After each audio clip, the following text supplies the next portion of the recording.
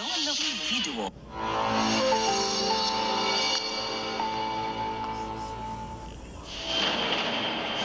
من السعودية إلى قلب روما، عشرات الموسيقيين وأصوات صدحت بلغات مختلفة لكن بإحساس واحد.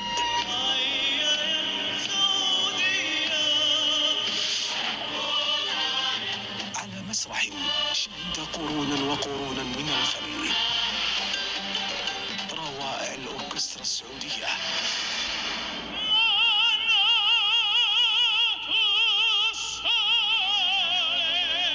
مع أيقونة الأوبرا العالمية أندريا بوتشيلي،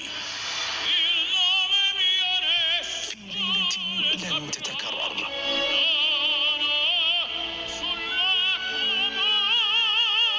روائع الأوركسترا السعودية في روما الليلة 9:30 بتوقيت السعودية على MBC 1.